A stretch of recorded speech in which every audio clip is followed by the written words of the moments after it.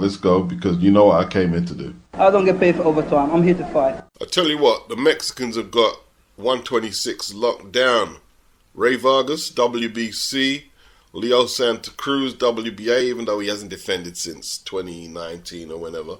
Venado Lopez took the IBF from Josh Warrington yesterday, and the WBO champion is Emmanuel Navarrete. I've heard in Mexico they call Luis Alberto Lopez Venado Lopez.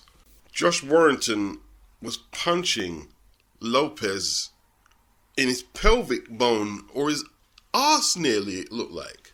Headbutts. I'm not too harsh on forearm tactics because I see it as an extension of your glove. It's illegal, but cool. The headbutts though, no.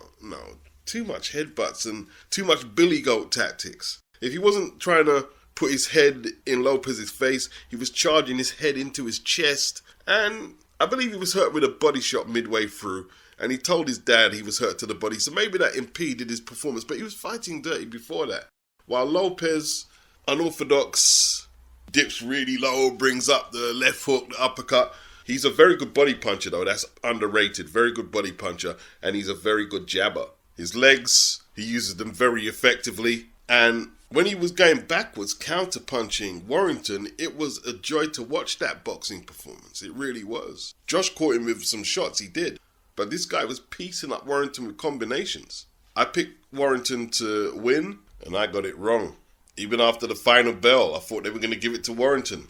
No, I think Warrington was stunned. The Leeds crowd was stunned that they would give a verdict to the outsider. At times, Warrington seemed to run out of ideas, and then body shots were getting to him, and he was on the retreat, getting walked down. When Lopez was on the retreat, he was countering. There's a big difference. I can see the argument for rewarding Warrington's aggression. I can see that, but I thought the right man won.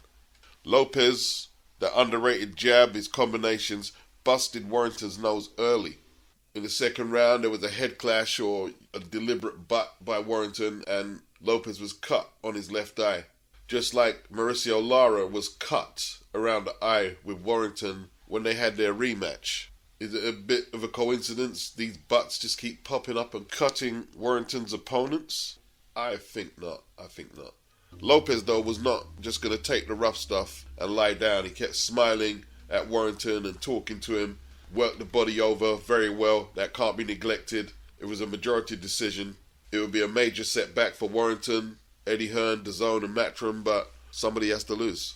Felix Cash, extremely frustrated. See, the thing with Felix, yeah? Maybe that Denzel Bentley win is telling him he's a huge puncher. He can punch, but he's not a huge puncher. And, he put everything into the first round, but his opponent, Nevis, defended well, slip punches well, read them well, and was not troubled by anything Felix landed. Felix lacks a bit of patience. His gas tank is suspect. Even though he's saying, he's been out for a little while, his gas tank is a little sus.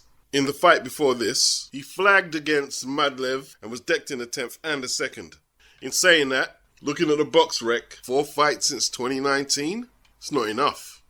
In the post-fight interview, he said he's glad to get 10 rounds in, but it was an 8-rounder. And he won by a couple of rounds. He was cut badly over the left eye, I believe it was, in the last round. And you could tell he was very frustrated. And Ammo was there because they're supposed to fight next.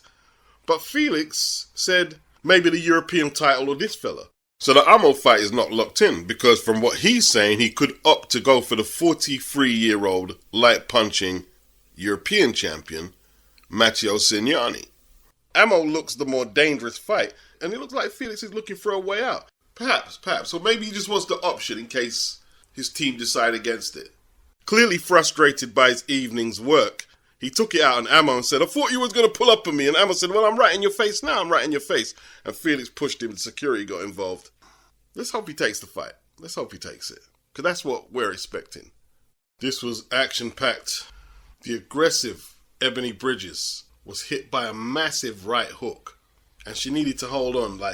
She walked right into it and her left leg gave out and came off the ground involuntarily. She was staggered. But she held on. O'Connell's longer punches looked like they were going to be the key weapons if she was to win. but she looked vulnerable. She had a vulnerable look about her. Don't know if the age is catching up to her. And I saw Ebanie go to the body. Shannon went down. Howard Foster didn't count. I don't think he saw anything particularly damaging that landed. But I saw a vulnerability. Then Ebanie found that right hand, the third round, floored Shannon heavily. And Shannon knew it was she knew it was trouble. She knew it was trouble. She came back and staggered Ebanie with a left hook though. But Ebanie was getting the better of the exchanges. She was more aggressive and threw the heavier punches. But don't get it confused. Like, Shannon at times was knocking Ebanie off balance for some of the counters, but she was just shipping some heavy punishment, and then her left cheek started swelling up real bad between her cheek and her eye. The fight was getting knocked out of her, and in the 8th, there was exchanging, and Shannon was still fraying back, but the firepower from Ebanie Bridges was too much for her, and that's her career best win. It has to be. It has to be. I don't know why Shannon was so mad at Ebanie talking about lack of class. I think she maybe went a bit over the top with all that. She didn't take the defeat very well. Apparently had a slanging match with Sky Nicholson because her and Ebanie are mates. But it is what it is. Good fight. Good fight though. Good fight. I guess sometimes boxers have to fabricate their hatred towards their opponent so they can get up for the fight. And that could be the case for Shannon Shotgun O'Connell. Terence Crawford is not a defensive genius. He's not. He has probably maybe some of the best balance of any boxer throwing power shots though. And you can go to any era. You can go to any era you want. I wouldn't say a notoriously slow starter, but we've seen Crawford start slow. And he started a little slow here, shaking off the ring rust. Got caught by a big right early in the first round. But, you know, he ate it. And AVANESYAN put up a good fight. Landed his fair share of punches. Definitely not a Euro bum. Definitely not. Crawford's done that to American fighters, European fighters. He's done the same thing to all of them. Crawford was looking for the range, you know, done his switch hitting and stuff, and he was just looking where the placement of the punch was best. And then he teed him up in the 6th with a big right hand and knocked him out cold. Highlight reel knockout. Terence Crawford. He moves on. Free agent. Looking to make the biggest moves he can possible. Which welterweight right now is scoring highlight reel knockouts over the 6th ranked WBO welterweight contender, the 7th ranked IBF ranked contender? Nobody. Terence Crawford is the man. Easily the best finisher in the game. Easily. If he's got you hurt, you know what's coming. There are flaws there that can be capitalized on, but no one's yet to do it. Maybe Spencer needs to take that fight and see if he's the man. Apparently there's 20 million waiting for him at Black Prime to go take the fight. Have to big up Blue Blood Boxing. I heard Blue Blood commentating on there yesterday. Good stuff, I'm impressed. 7 knockouts. 7 welterweight title fights. 7 knockouts. I'm not here to play games with anybody who's got agendas. I give everybody their due credit. I even gave Tyson Fury his due credit. And we'll get back onto that in a minute, actually, now I bring that up. But these are the facts. The facts are the facts. 7 knockouts, 7 world title fights for Terence Crawford. We have to start ranking him up there with the hardest 147-pound punchers of all time. And we're talking about Sugar Ray Robinson, Hearns, Cuevas. I've done a little research today, and the Barbados, D-Man, Joe Walcott. Yeah.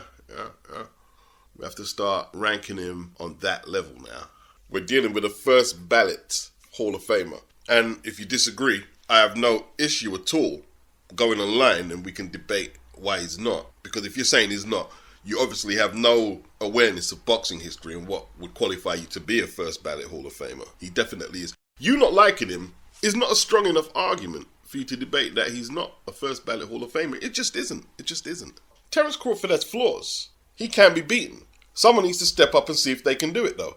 And as for the fan, no fan waving here. I expect a Boots Ennis, a Virgil Ortiz next. Because I don't think the Spence fight is going to happen. I just don't believe that Spence is going to be looking at that knockout and be charging towards Terence Crawford. That's my opinion. 7 consecutive knockouts at welterweight. 11 consecutive knockouts at light welter and welter. Hasn't went the distance since 2016.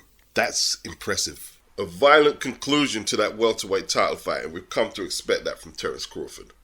The agendas don't interest me. They don't interest me. Like, you got to have consistency. You don't have to have consistency. That's the worst thing for somebody with an agenda, is to have consistency. So let me take that back. I don't want nobody to be looking at my work and think I tried to con them, though.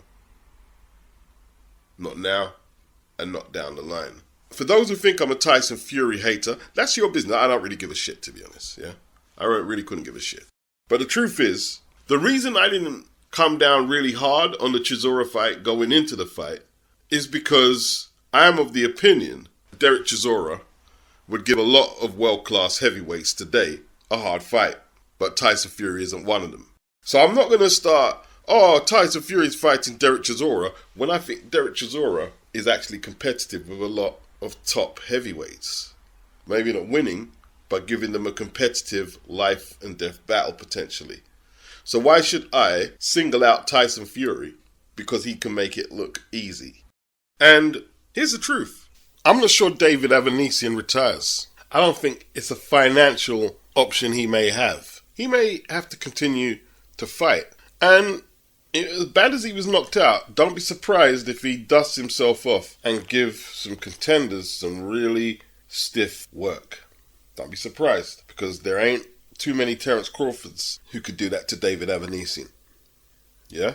Avanesian was making Terence Crawford fight. But Terence, he was masterful. The way he used the Philly shell and picked off David's shots with a forearm, jab to the torso, and then countered David with that right. It was beautiful. He didn't want to evade the pocket, Terence. So he let David punch with him, and when the opportunity came, he nearly took David's head off. Crawford always reminds me of watching an old, when I say old, go back to 80s, 90s, 70s, 60s African-American boxer. A great craftsman. Second man to stop Jerry Forrest. First was Gerald Washington around 2013, 2014. The difference is Jerry Forrest was coming off some very credible draws against Michael Hunter and Zhilei Zhang. Both fights he arguably won. Zhang went on to arguably beat Filip Hrgovic, highly touted prospect contender. So not trying to do a triangle rectangular theory or anything like that. But it would be unfair not to gauge Jared Anderson's performance against Jerry Forrest without comparing it to highly ranked contenders like Michael Hunter and Zhilei Zhang. Jared Anderson has a very strong southpaw lead. It's a powerful punch. His mentality is kill or be killed at 13 knockouts in 13 fights. He's a little vulnerable because he doesn't try and feel his opponent out. He was trying to tear Jerry Forrest's head off from the start, which is good for his marketing because people want to see people knock, especially heavyweights. They want to see you knock people out. Jared squares up when he throws his shots, loads up too much, and that allowed Jerry Forrest to get jabs off and his own southpaw backhands off from the left hand. And one actually, I won't say it buzzed him, but he felt it and he retreated. His punch selection for a 23-year-old is impressive because he won't just headhunt. He throws them long rights to the body and he throws them hard. Then he comes over the top with hard right hands. And he hurt Forrest with a right hand, had him trapped in the corner, couldn't quite get him out of there. He found that long right again to the head and it crumbled Forrest. The referee saw the distress Forrest was in, and before Jared Anderson could really do some damage, he pulled him off. Or should I say he cradled Jermaine Franklin to protect him from the onslaught that was oncoming. Second round TKO victory. Outside of the pugilism, Jared is Marmite. You'll either root for him or you won't. You'll either like his garish personality or you won't. But you won't be able to ignore him. If he performs like that in the ring, you won't be able to ignore him. Teo didn't seem to know how to cut off the exit points, just like Mikey Garcia didn't. Sandor favours the movement to his right. Often his escape or exit points are moving out to his right when you try to pin him on the ropes. After 6 rounds, according to the ESPN commentary team, Lopez landed 6 jabs after 6 rounds, an appallingly low number. There were 2 knockdowns in my opinion. One was registered by the referee in a second, and there was one that was considered a slip. And I thought they were both legit knockdowns that should have been scored to Sandor Martin. They were both in the same position in the ring, virtually the same check hook from the right hand, which Teo just walked into. I believe that was in the 7th. I might have got that wrong, but I believe it was the 7th round that was. Sandor went through the majority of the fight with what looked like a broken nose, through what looked like them clashing heads. His corner managed to control the bleeding. But he soldiered on. He's a tough man. Sandor surprised a lot of people with his ability, which I told everybody not to sleep on the alleged Euro bum, this week's Euro bum. Don't sleep on Sandor. And that may be influencing people to say he done actually better than what he did. And everybody's down on Teo right now. What did Teo do wrong? But what did Sandor do wrong? I mean, I could scream robbery, but when the CompuBox stats tell you that neither man landed more than 4 punches than the other in any round, according to CompuBox, this was a close fight. Sandor is not promoted by Top Rank. ESPN don't have a vested interest in Sandor, and the fight went to Teo, as it normally does, although Lopez managed to wrest the featherweight title away from Josh Warrington on the same day, away from home, on another Fighters Network, let's say. I didn't score, but it looked like Sandor edged it. But I'm not here screaming robbery today. Rather than endear himself to the American public, and they call Sandor back from Spain to face some of the best at 140, he's blackballed himself because what's the reward? He's not a draw. He's crafty. He makes you look a little silly, doesn't he? And got all the moves. He's a bit of an escape artist on the ropes, hard to pin down.